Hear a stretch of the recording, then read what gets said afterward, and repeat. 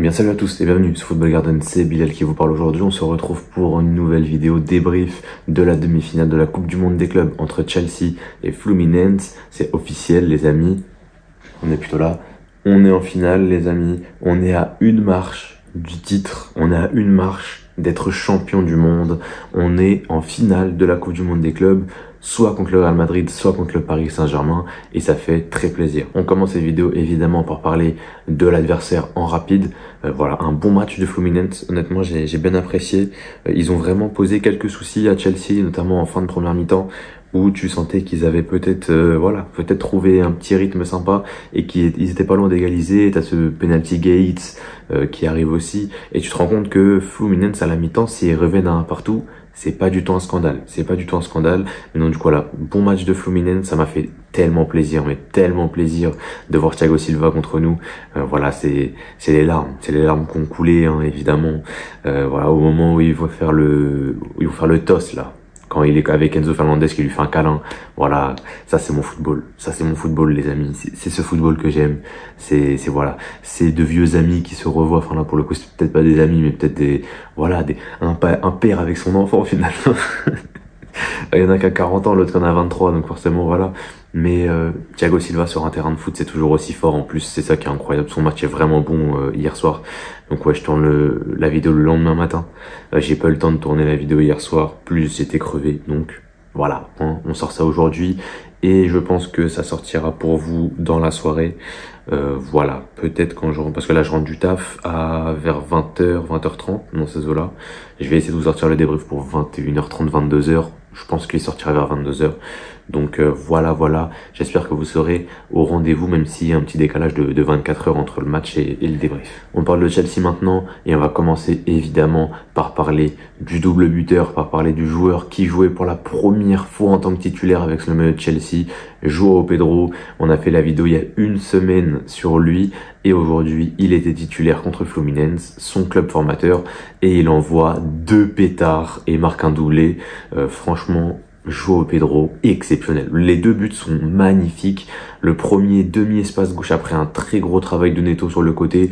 Il arrive, il a le ballon dans les pieds, frappe pied droit, lucarne opposée, sublime but de João Pedro. Et vraiment, ouais non, c'est lunaire, le but qu'il a mis, waouh, vraiment juste waouh. Et d'ailleurs j'avais mis ça sur Twitter, hein, pour ceux qui me suivent pas encore d'ailleurs, allez-y, Football Garden sur Twitter, venez me rejoindre. J'avais mis le João Pedro juste waouh, et après j'ai mis waouh épisode 2 parce que le deuxième but il est aussi beau que le premier. Il est seul en 1 contre 1 contre le défenseur, il lui met un crochet extérieur du droit et derrière grosse frappe barre rentrante. Voilà, c'est une rockstar. C'est une rockstar en fait, faut pas parler avec lui, c'est une rockstar. João Pedro, exceptionnel, le doublé qu'il a mis est magnifique. Maintenant, voilà, on va parler, il aura pas 10 de notes, c'est parce qu'il y a des choses encore qu'il peut améliorer, déjà dans son placement, dans son positionnement. Il y a eu 2-3 moments où il a été mis en position de hors-jeu, donc oui, c'est aussi la défense adverse qu'il faut féliciter, mais il faut aussi remarquer que son placement n'a pas toujours été excellent, et dans le link-up, je l'ai pas trouvé incroyable. Voilà, je l'ai pas trouvé incroyable, il a pas apporté autant que je le veux à l'effectif. On le sait, je vais vous mettre la compo d'ailleurs, et on le sait avec du coup Palmer, avec Nkunku qui sont là. On avait un João Pedro qui était plus haut sur le terrain, donc en position de numéro 9, et pas de Jackson, ça fait très plaisir. Mais du coup avec ce Pedro plus haut sur le terrain, je m'attendais à ce que Pedro puisse peut-être dézoner assez souvent et combiner avec Palmer, combiner avec Nkunku dans les petits espaces. Et ça, on l'a très peu vu malheureusement. Et les peu de fois où il a essayé, il y a eu beaucoup de déchets. Après, évidemment, il vient d'arriver. Pour avoir un link-up correct, faut que les joueurs se connaissent, que les joueurs jouent l'un avec l'autre depuis pas mal de temps. Mais voilà, pour l'instant, on n'a pas cet apport au jeu que Pedro pourrait nous apporter en temps normal. Et voilà, j'ai plusieurs moments qui me viennent en tête, notamment au moment où il reçoit le ballon dos au jeu et qui veut lancer tout simplement Palmer sur sa gauche et qui fait une espèce de talonnade là, mais qu'elle est pas ratée en soi, mais juste que les deux ne se comprennent pas, et ça va juste prendre du temps. Mais du coup forcément avec João Pedro, oui, il marque un doublé, mais dans le jeu aujourd'hui je l'ai pas trouvé fabuleux. Après évidemment je l'ai pas trouvé nul non plus. Voilà, il a fait un bon match comme les autres offensifs autour de lui. Mais voilà, le doublé, on va le prendre évidemment, c'est une rockstar, il a mis 2 buts de malade. Maintenant, on s'attend peut-être un petit peu mieux dans l'apport au jeu, et j'espère qu'on le verra un petit peu plus en finale, il y aura quoi? Il y aura une semaine à peu près, peut-être 5 jours. 5 jours pour peut-être essayer de trouver des automatismes avec Palmer, des automatismes avec Nkunku également. Et voilà. Je reviens sur la compo. Sanchez dans les buts, Cucurella, Gusto sur les côtés, Chalobah, Tosin dans l'axe, Caicedo, Enzo au milieu de terrain, Palmer, Nkunku, Neto et João Pedro en attaque. Et là les amis, je vais dire quelque chose. Vous savez, vous me connaissez, je suis totalement anti-Maresca. Mais ce que Maresca nous a proposé hier, c'était très intéressant. C'était très intéressant simplement parce qu'on avait du coup Cucurella qui n'était pas dans son positionnement habituel où il est très haut sur le terrain, etc. On est sur un Cucurella qui était aujourd'hui dans la défense à 3 avec Chalobah et avec Tosin. On avait cette défense à 3, Chalobah, Tosin, Cucurella qui était là. Et on avait surtout un double pivot fixe avec Enzo et Caicedo au milieu de terrain. C'est exactement ce dont j'avais parlé dans ma vidéo sur João Pedro la semaine dernière. On a le double pivot fixe, on a la défense à 3 et on a Gusto dans un couloir. On a Gusto dans un couloir à droite et on a Neto dans le couloir à gauche avec Palmer et Nkunku dans les demi-espaces. Et ça, c'est excellent, c'est exactement ce qu'on veut. Et même si moi, je suis juste à un détail près, c'est que João Pedro en 9, je suis pas fan, et que pour moi, on n'aura pas les meilleures qualités de João Pedro en le faisant jouer dans ce positionnement-là. Et que donc, du coup, pour moi, on devrait avoir Pedro à la place de Nkunku et potentiellement Delap en pointe. Et derrière, je pense que Nkunku sera vendu dans tous les cas.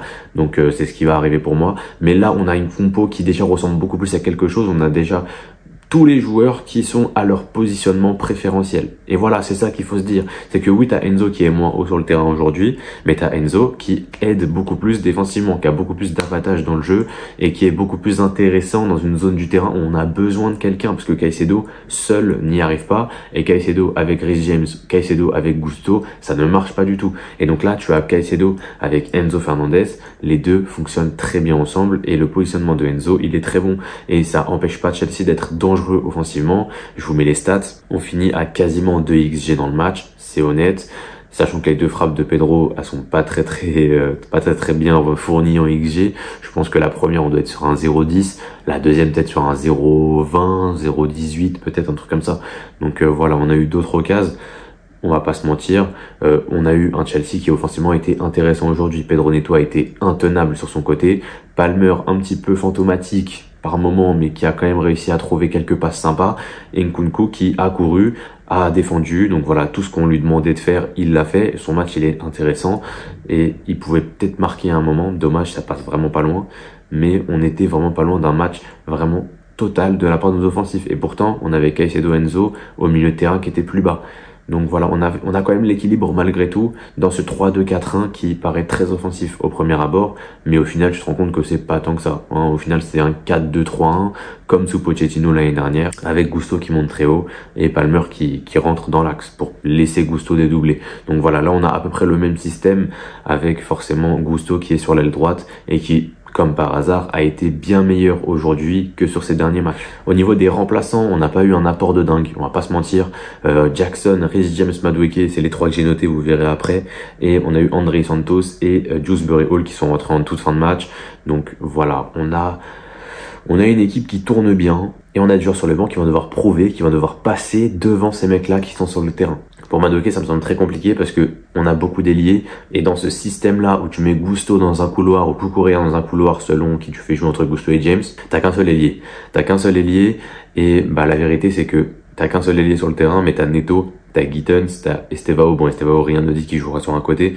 T'as Madueke qui sont là, donc forcément t'as beaucoup de joueurs. Bon, après Madueke, évidemment, on sait, il y a Arsenal, il y aura forcément quelque chose, je pense, qui partira. Donc on aura Madueke qui ira du côté d'Arsenal, je pense que ça c'est certain. Ce qui nous laisse avec Neto Gittens, honnêtement, Neto Gittens sur le côté. Et de l'autre côté, t'as Gusto dans le couloir, ou alors inversement évidemment. De toute façon, les deux peuvent jouer des deux côtés, ou t'aurais Cucurella dans le couloir, et de l'autre côté, t'aurais Gittens ou Neto. Donc forcément, dans les deux cas, on s'en sort bien. Dans les deux cas, c'est bien. Donc Madueke peut partir, il n'y a pas de problème. Pour Jackson, passer devant Delap, passer devant potentiellement João Pedro, ça m'étonnerait qu'il y arrive. Et en plus de ça, il y a Gouillou que j'ai vraiment envie de voir la saison prochaine. Donc Jackson, faut le vendre également. Voilà, comme dans ma vidéo Mercato Parfait. Nkunku Jackson, pour moi, ça doit partir. Et Reece James, bon, on sait que c'est de la précaution. Je pense que on veut pas le blesser avant la finale, logique. Et il sera titulaire en finale sans aucun souci. On passe aux notes. Sanchez 4,5, le poop of the game. Moi, je suis désolé, mais le sauvetage de Cucurella sur sa ligne, c'est dû à 100% à Sanchez qui pue la merde. Voilà, faut juste dire les termes à un moment. Il pue la merde, Sanchez, voilà. Cucurella, 8,5 man of the match, même s'il a égalité avec Pedro, comme vous pouvez le voir. Chalobah-Tozin 7, Gusto 6,5, une défense qui a fait son match, voilà, qui a vraiment fait son match. Double pivot, Caicedo 7, Enzo 6,5, Enzo passeur décisif, Enzo 17e passe D de la saison, c'est monstrueux, voilà, c'est monstrueux ce qu'il est en train de faire, 9 buts, 17 passes D, s'il marque en finale, il aura validé un double 10 et ça serait magnifique, donc voilà, 6,5 pour lui, et devant, comme je pouvais le voir, Palmer 6, Nkunku 6,5, voilà, les deux ont été parfois intéressant, parfois pas tant que ça. Enfin, ça dépendait des moments du match. J'ai quand même trouvé Nkunku un poil meilleur. Les deux ont traversé des moments du match aussi où on les a pas trop vus. Mais on a plus vu Nkunku qu'on a vu Palmer. Et la vérité, c'est que Palmer, oui, il a quelques passes qui sauvent son match, mais sinon, on est sur un match très moyen de Cole Palmer et on est sur une compétition assez moyenne également de Cole Palmer, même s'il a fait un bon match contre Palmeiras. Honnêtement, c'est assez faible. Voilà, c'est assez faible. Donc, Cole Palmer, je lui mets 6 quand même. Évidemment, il fait pas un match de merde, mais voilà, il fait pas non plus un match de dingue. On a vu beaucoup mieux de sa part. Neto, 8 sur 10. Il est ni passeur, ni buteur, mais 8 sur 10. Très, très gros match de Pedro Neto et très, très grosse compétition de Pedro Neto de manière générale. Et je pense que si on va au bout et que si on gagne la finale de la Coupe du Monde des clubs, Neto sera le joueur de la compétition parce qu'il est trop fort. Il est trop fort, Pedro Neto, et je crois pas qu'il ait raté un match. Il n'y a pas un match où il était mauvais. Bon, il y a forcément, il y a Palmeiras, juste après le décès de Diogo Jota, paix à son âme, évidemment. Mais il y avait ce match-là où tu sentais qu'il était pas à fond. Et voilà, pour moi, il aurait pas dû jouer. Mais là, aujourd'hui, il nous a remontré que c'était un monstre. C'était un monstre absolu. Et sur son côté, si Neto continue comme ça en première ligue l'année prochaine, il y aura très peu d'ailiers qui vont s'asseoir à la table de Neto. Moi, je vais vous le dire. Neto, il a déjà rentabilisé son transfert. Ouais, tu mets Saka, tu mets Salah, mais ensuite, pour moi, hormis Saka et Salah, si Neto continue comme ça, Neto, c'est top 3 ailier de PL.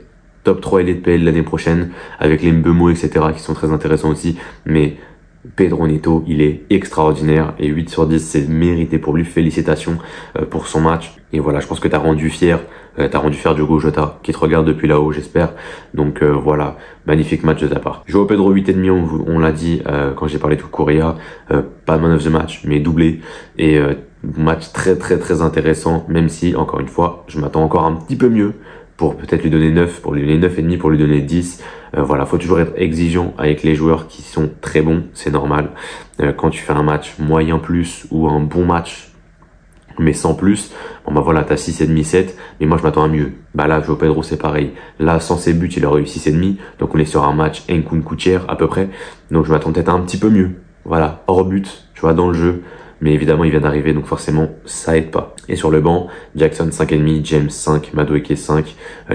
Surtout Jackson et Madueke, ils ont vraiment voulu jouer pour leur gueule dans ce match. Donc ça, j'ai pas trop apprécié, même si Jackson était pas loin de marquer sur une occasion. Mais voilà.